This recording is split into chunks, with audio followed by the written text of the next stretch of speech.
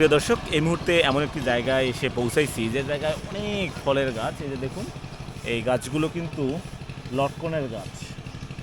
আমরা এসেছিলাম স্ট্রবেরি বাগান দেখার জন্য, বাট দেখতে পাইলাম লটকনের বাগান। যদি আপনাদের দেখাই, অনেক বড় একটি লটকনের বাগান। বাহ, এই যে দেখুন কত লটকনের গাছ। এটা কিন্তু পুরোটাই লটকনের বাগান। এই যে দেখুন লটকন ধরছে, ঠোকায় ঠোকায় লটকন ধরেছে। যাই হোক, দেখতে এসেছিলাম স্ট্রবেরি বাগান, কিন্তু দেখা হয়ে গেল লটকন বাগানের। আমি যখন মনোরমের এই রাস্তা দিয়ে মহেন্দ্রনগরের দিকে যাচ্ছিলাম, তখন সুন্দর একটি লটকনের বাগান চোখে পড়লো। খুব সম্ভবত এই বাড়ির মালিকের হতে পারে। আমি আসলে বেশি গভীরে যেতে চাই না, তবে বাগান দেখে অনেক ভালো লাগলো।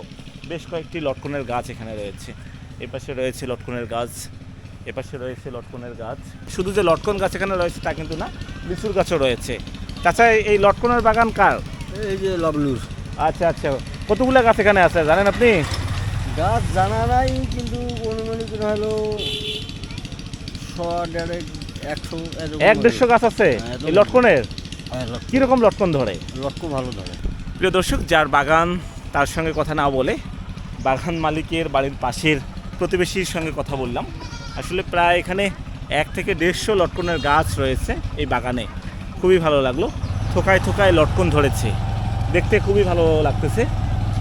আর কিছুদিন পরেই লটকনের সিজন চলে আসবে, আর লটকনের চাহিদা কিন্তু অনেক। আপনারাও আপনাদের বাড়ির আশেপাশে লটকনের গাছ রোপণ করতে পারেন।